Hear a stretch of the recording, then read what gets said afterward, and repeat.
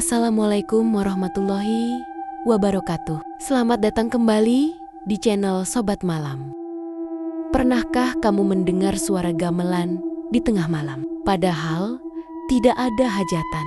Pernahkah kamu merasakan angin tiba-tiba berubah arah dan bau tanah basah memenuhi udara di beberapa desa di tanah Jawa? Ada satu nama yang tidak pernah diucapkan dengan suara keras. Lampor.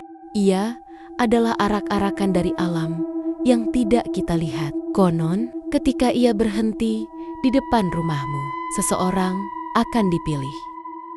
Sebelum mulai ke ceritanya, silahkan like, komen, dan subscribe terlebih dahulu. Setelah itu, baca basmalah, pakai headset, dan mari kita masuk ke ceritanya.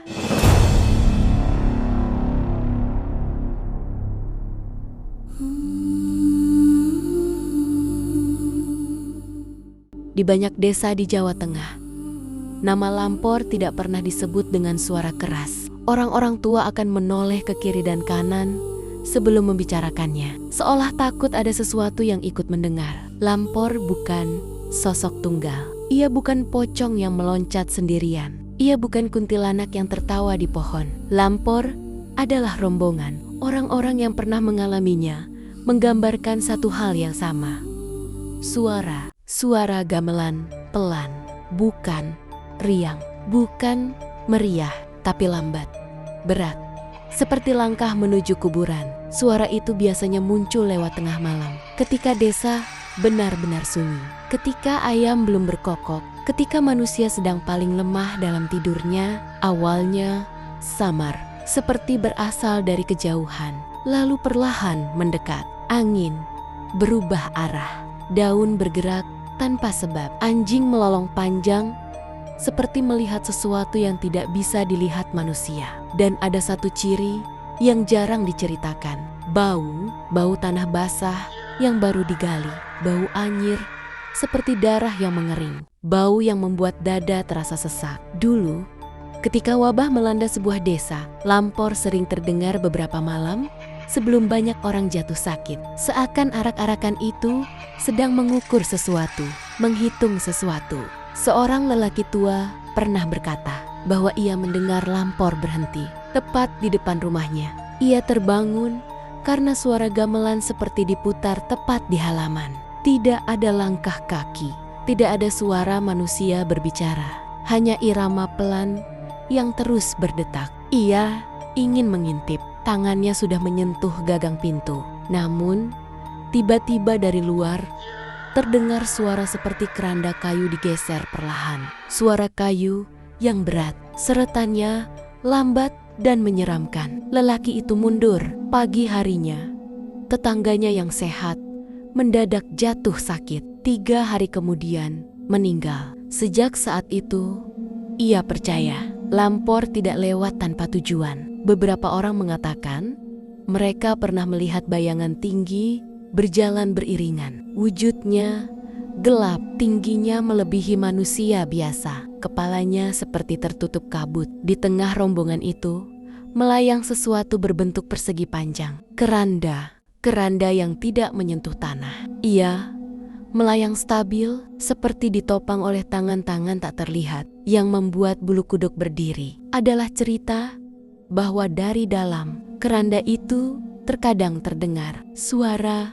pelan, seperti napas berat, seperti seseorang yang belum sepenuhnya pergi. Semakin malam, semakin sunyi. Semakin sunyi, semakin jelas suaranya. Dan ketika suara itu benar-benar berhenti, itulah yang paling ditakuti, karena artinya mereka sedang memilih.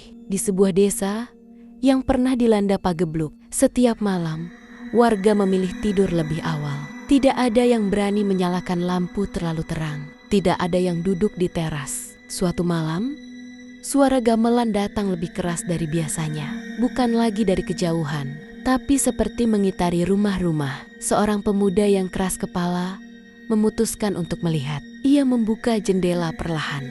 Di jalan tanah yang biasanya kosong, ia melihat barisan bayangan hitam berjalan perlahan. Tidak ada wajah yang jelas, hanya bentuk tinggi dengan langkah yang serempak. Anehnya, tidak terdengar suara kaki menyentuh tanah. Di tengah rombongan itu, keranda hitam melayang. Kain penutupnya bergerak pelan, seolah ada angin dari dalam. Pemuda itu menahan napas. Tiba-tiba, salah satu bayangan berhenti. Kepalanya perlahan berputar ke arah jendela. Meskipun tidak ada mata yang terlihat, pemuda itu merasa sedang ditatap. Suara gamelan berhenti. Sunyi, lalu terdengar satu suara berat dari arah keranda. Bukan jeritan, bukan tangisan, tapi seperti seseorang memanggil nama dengan suara sangat pelan. Pemuda itu menutup jendela sekuat tenaga.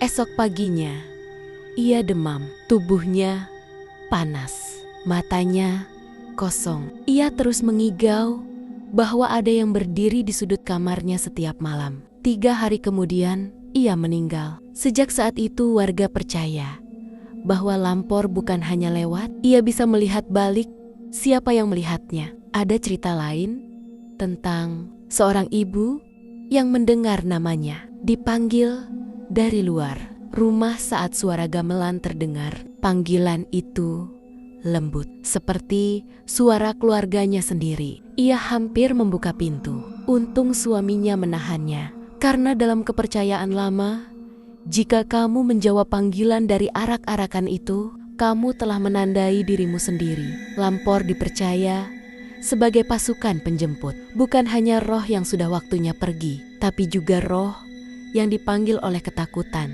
Semakin banyak ketakutan dalam satu desa, semakin kuat arak-arakan itu terdengar. Dan yang paling mengerikan bukan ketika mereka lewat, tapi ketika mereka berhenti terlalu lama. Cerita paling tua tentang Lampor menyebutkan bahwa arak-arakan itu tidak berjalan tanpa pemimpin.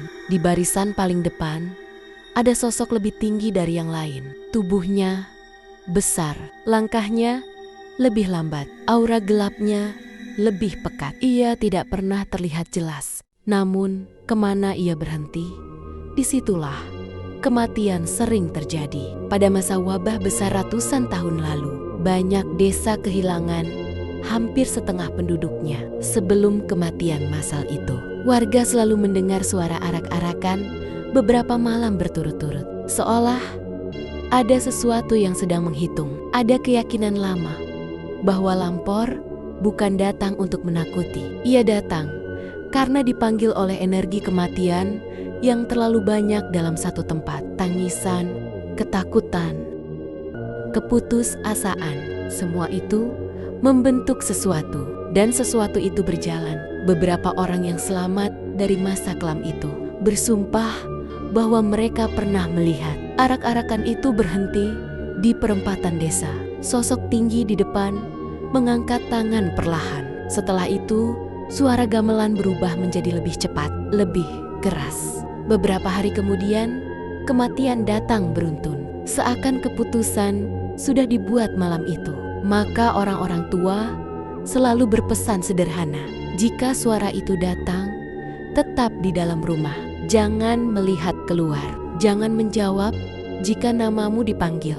Jangan berdiri di tengah jalan. Karena jika arak-arakan itu merasa kamu melihatnya dengan terlalu jelas, kamu bisa menjadi bagian dari rombongan berikutnya. Dan mungkin itulah asal-usul Lampor yang sebenarnya. Bukan sekadar pasukan gaib, bukan sekadar mitos desa, tapi bayangan dari kematian yang berjalan bersama ketakutan manusia. Ia tidak selalu terlihat, namun ia selalu ada ketika malam terlalu sunyi. Tamat.